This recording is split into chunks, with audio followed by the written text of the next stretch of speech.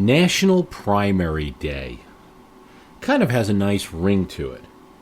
And if Woodrow Wilson had his way 97 years ago, America would add Primary Day to the list of unpaid holidays. In 1913, Wilson advocated a single presidential primary held across the nation, everywhere in the U.S., on one day. All 48 states at that time would vote in the same day. It was a popular issue. Primaries were seen as a good reform to clear the ballot of the choices of the cigar-smoking party bosses so vilified in the press and by the progressive movement at the time. President Wilson, choosing progressive issues where he could to bolster his image, saw this as a win-win-win. In one swoop, he could fire up progressives who were critical to the nation's politics at this time. They would be very useful in the 1914 midterms and his 1916 re-election coming up. Progressives were in both Republican and Democratic parties, probably slightly more Republicans. But Wilson, as a fairly progressive Democrat, albeit a conservative one, was reaching into that Republican voting base. Also, as the incumbent president, Wilson was likely, if he wanted it, to win renomination. His two major rivals, the Speaker of the House, Champ Clark, and the Secretary of State, William Jennings Bryan, both had stated publicly the nomination was his if he wanted it, fairly early on. So the primaries to Wilson were no real threat. In fact, and this is, of course, the third reason why it was a win for Wilson, primaries would block party bosses from blocking Wilson's renomination.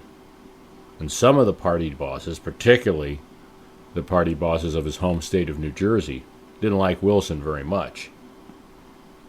Primaries would limit their ability to do anything about him if it came to that. Chances for passage of National Primary Day in the Senate looked pretty good at first. The law had been supported by progressive Republican senators, like Senator George Norris of Nebraska, but it was never passed. And by 1915, primaries were even being ridiculed in some quarters. The New York Times saying that they did nothing more than put the same people in power that had been put in power before the primary. William Howard Taft, the former president, speaking about his successor in October 1916, attacked him for proposing an unconstitutional way to elect the president. His comments seem strange now. Nowadays, no one would question that a primary election is unconstitutional. No one would question that it's a good thing. After all, people should have more and not less voice in politics and more and not less choice in picking a president.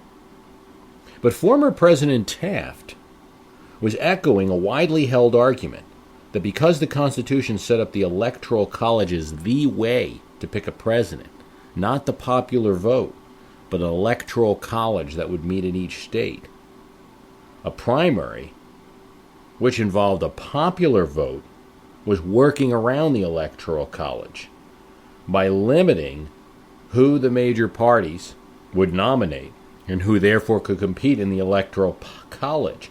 The nomination of a substantial party, of course, being a requirement for 100% of presidential victories in American history, then and still so far now. Despite the failure of Wilson's National Primary Day, many state legislatures got busy between 1913 and 1915, and with good reason.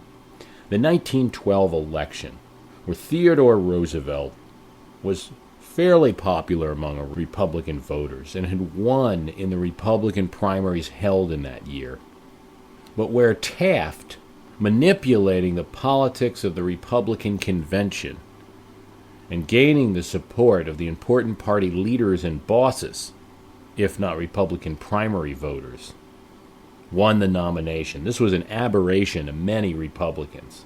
Vermont, New Jersey, New York, and yes, New Hampshire were among the states, after seeing the debacle in 1912, attempted to fix the primary system by adding primaries for 1916 so that they could have more influence on the choice of the president.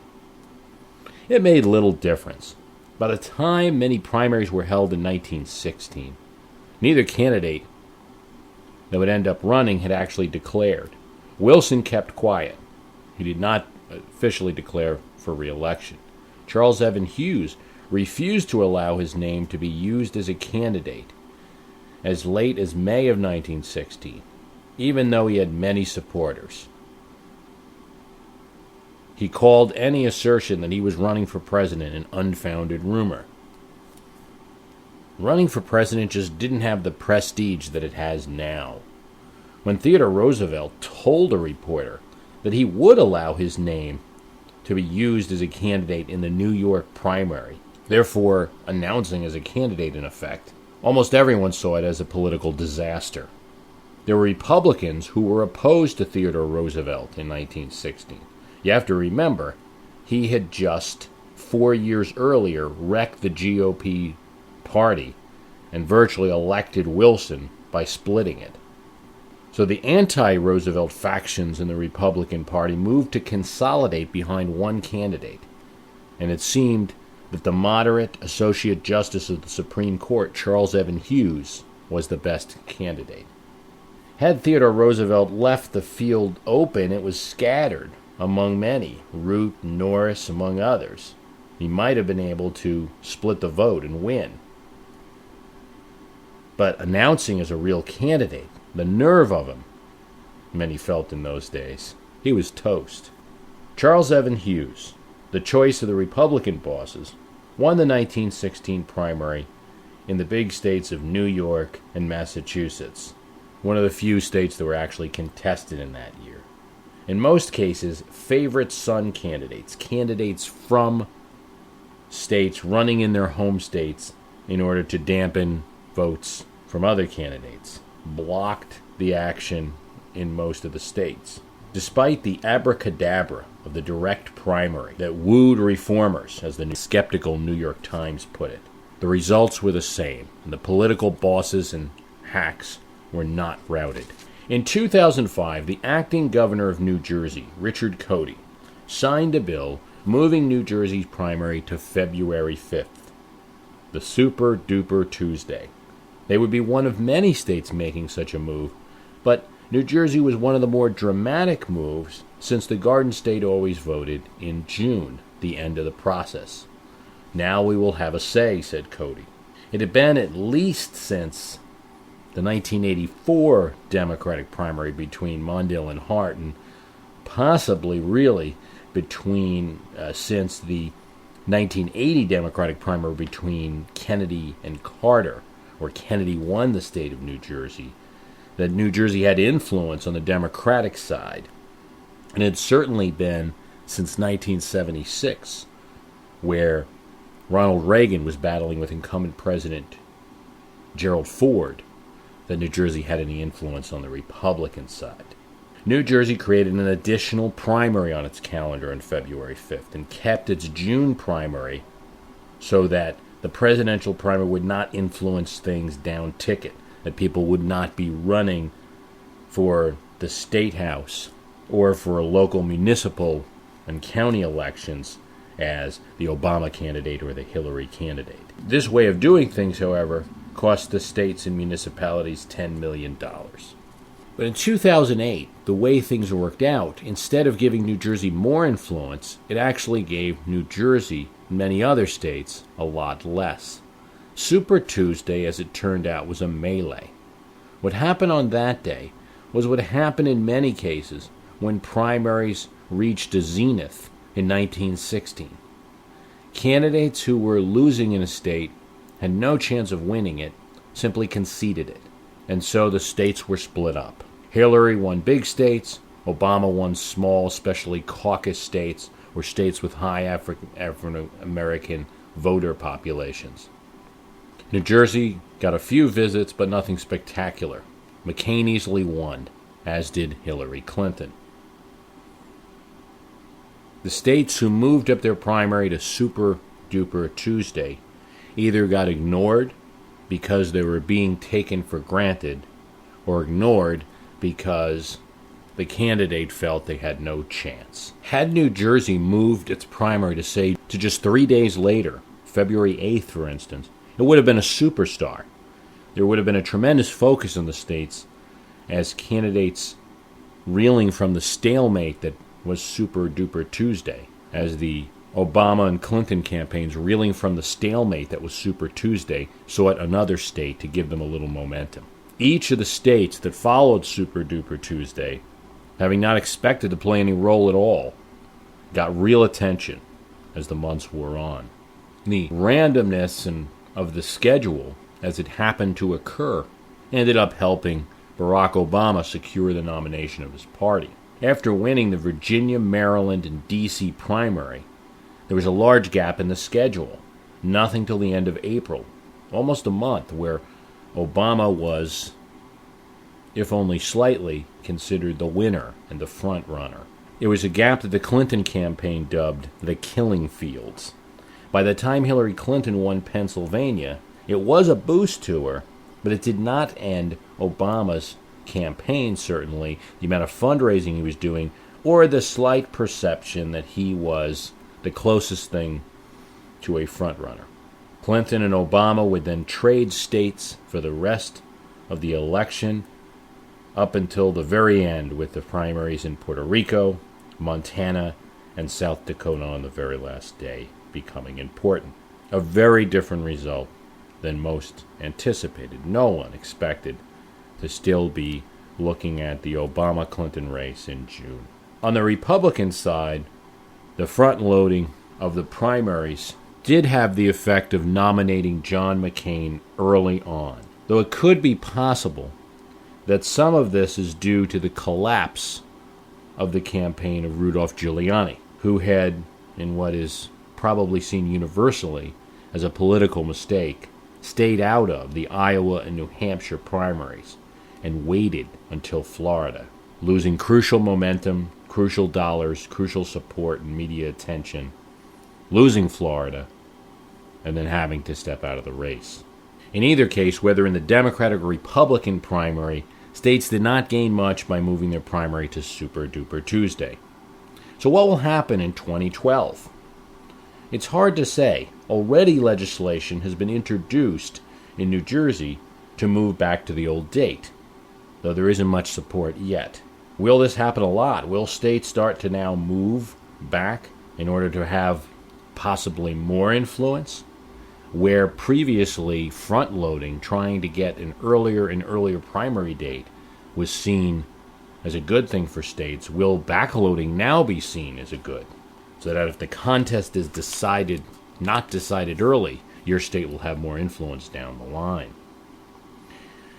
Because Woodrow Wilson's efforts failed in 1913, there is no federal or national answer to this question.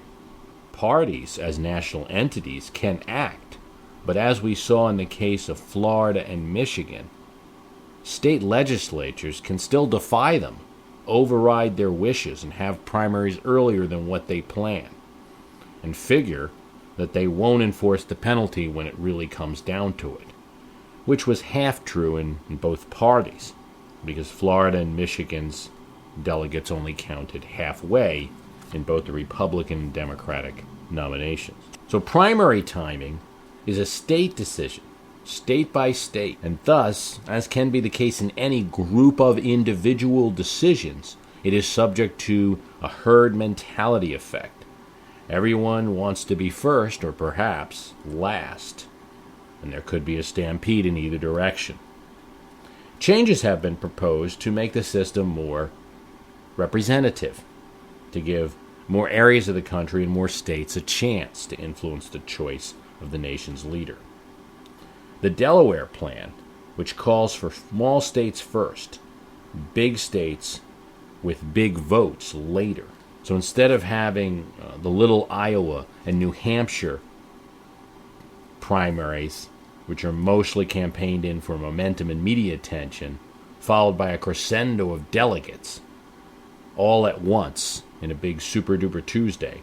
You might have, say, Iowa, New Hampshire, Delaware, Puerto Rico, North Dakota, South Dakota, Mississippi, Arkansas, small states where candidates can have time to battle in and get out and meet voters, etc. Then later in the schedule come the big states.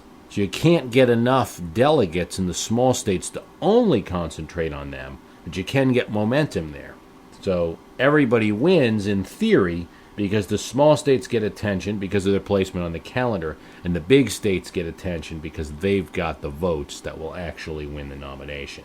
I'm not sure I completely agree with the Delaware plan, and I certainly don't see a scenario where it could actually happen.